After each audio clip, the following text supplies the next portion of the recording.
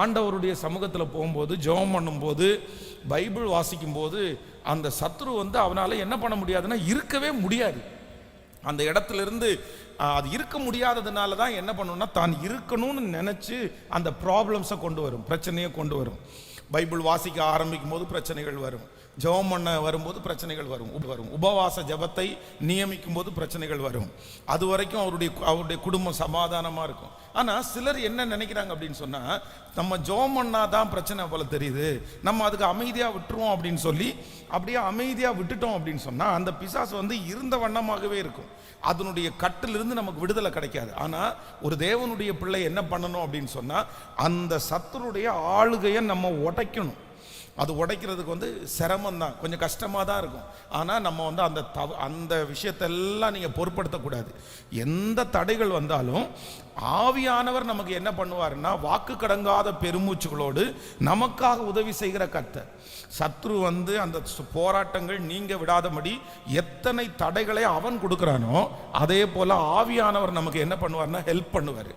இல்லை நீ இதில் ஜெபிக்க முடியும், இந்த பலவீனத்தின் மத்தியில் நீங்கள் ஜெபிக்க முடியும். ஆண்டவருடைய பிள்ளைகள் சத்ருவுக்கு செவி சாய்த்து நம்ம இந்த மாதிரி போகிறதுனால தான், ஜெபம் பண்ணுறதுனால தான் இந்த மாதிரி தடை வருது, அதை நிறுத்தலாம் அப்படின்னு நினைக்காம ஆவியானவருடைய துணையை உடனே பிடிச்சி, இல்லை நான் இந்த தடைகளை மீறி நான் ஜெபம் பண்ணுவேன், தடைகளை மீறி நான் வேத வசனத்தை வாசிப்பேன், இந்த கட்டிலிருந்து ஒரு விடுதலையை கண்டிப்பாக நான் வாங்கிடுவேன் அப்படின்னு சொல்லி ஆவியானுடைய துணையை நீங்கள் நாடுவீர்களே ஆனால் அந்த சத்ரு அங்கே இருக்க முடியாமல் விலகி போகும்.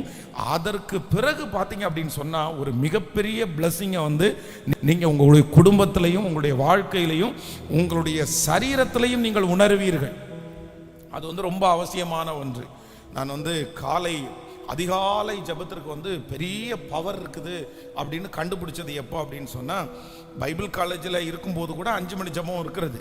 ஆனால் அந்த 5 மணி ஜபம் என்ன ஜபம் அப்படின்னு சொன்னால், கொஞ்சம் கட்டாயத்தின் பேரில் இருக்கிற 5 மணி ஜபம். அப்படின்னா வலுக்கட்டாயமாக 5 மணிக்கு கண்டிப்பாக 4:30 மணிக்கு எந்திரிச்சு தான் ஆகணும்.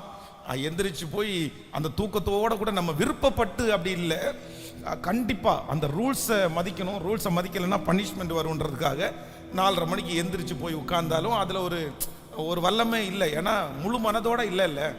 ஆனால் கோயம்புத்தூரில் 2000 நான் உள்ளுக்குள்ளே வந்தேன். 2000 பார்த்தீங்க அப்படின்னு சொன்னால் டெய்லி காலையில் 10 மணி வரைக்கும் எதுவுமே பண்ண முடியாது, எதையுமே செய்ய முடியாது. காலையில் 10 மணி வரைக்கும் பார்த்தீங்கன்னா மூக்கு அடைச்சிட்டு இருக்கும், ஒழுகிட்டு இருக்கும், அப்படியே இந்த இடத்துல எல்லாம் வலிக்கும், சைனஸ் ப்ராப்ளமாக இருக்கும். முகத்தில் அந்த தண்ணியை பச்சை தண்ணியானாலும் சுடி தண்ணியானாலும் எடுத்து முகத்தில் இப்படி போடவே முடியாது.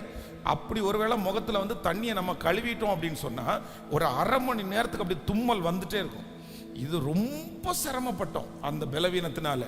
அப்போ ஒரு நாள் அப்படி யோசித்து இருக்கும்போது, அதிகாலையிலே என்னை தேடுகிறவன் கண்டடைவான், காலைதோறும் அவருடைய கிருபைகள் புதிதாக இருக்கிறது, அதிகாலையிலே அவர்களை ஆண்டு கொள்ளுவார்கள். இந்த வசனத்தின் மூலமா ஆண்டவர் பேசின உடனே, இல்லை நம்ம காலையில் ஜெபத்தை நம்ம ஆரம்பிக்கணும்னு சொல்லி அதிகாலை ஜெபம் ஆரம்பிச்சு ஒரு 3 மாதங்கள் பார்த்தீங்கன்னா ரொம்ப கஷ்டமாக தான் இருந்துச்சு. ஏன்னா அது வரைக்குமே 10 மணி வரைக்குமே கொஞ்சம் மைல்டாக, ரொம்ப யோசிக்க முடியாமல், ரொம்ப இது பண்ண முடியாமல், கொஞ்சம் கட்டுக்கோப்புக்குள்ளேயே இருந்து பண்ணி திடீர்னு 5 மணிக்கு 4 மணிக்கு எந்திரிச்சு 4:30க்கு எந்திரிச்சு அப்படி இது பண்ணுறது கொஞ்சம் கஷ்டமாக இருந்துச்சு. ஆனால் 3 மாதத்துக்குள்ளே பார்த்தீங்கன்னா அது எல்லாம் ரெடியாகி அதற்கு பிறகு அந்த வியாதியே இல்லாத அளவிற்கு கர்த்தர் பரிபூர்ணமான சுகத்தை கர்த்தர் தந்தார். அதனால சில காரியங்கள் சில போராட்டங்களாக இருக்கும். நம்ம அதை என்ன பண்ணணும் அப்படின்னு சொன்னால், ஆண்டவருடைய பிள்ளைகள் அதை மேற்கொள்ளணும்.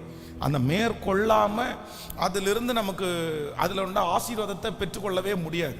சில காரியங்களை சத்துரு பார்த்திங்கன்னா தொடர்ந்து வச்சுட்டே இருப்பான். கொஞ்சம் நெருங்கும் போது பிரச்சனைகள் வரும், உடனே விட்டுட்டு பின்னாடி போகாமல், அதான் நீர் என்னை ஆசீர்வதித்தாலே ஒழிய நான் உம்மை போக விடுவது இல்லை, அவர் எருசலேமை ஸ்திரப்படுத்தி அதை புகழ்ச்சியாக்கும் வரைக்கும் அவரை அமர்ந்திருக்க விடாதிருங்கள். அப்போ ஆண்டவருடைய பிள்ளைகள் இப்படிப்பட்ட ஒரு தீர்மானத்தை எடுத்தே ஆகணும்.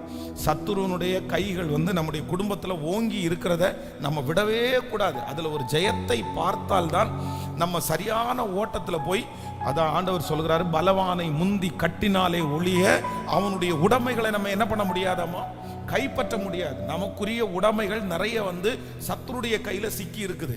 அவன் நமக்கு கொடுக்காதபடி என்ன பண்ணியிருக்கிறான், கண்ட்ரோல் பண்ணி நம்மளை வச்சிருக்கிறான். அந்த கட்டுகளை உடைச்சு நம்ம முன்னாடி நிற்கும்போது பார்த்தீங்கன்னா அதற்கு பிறகு ஆண்டவர் உங்களுக்கு எனக்கு தருகிற ஆசீர்வாதம் எல்லையில்லாத ஆசீர்வாதத்தை கர்த்தர் தருவாராக.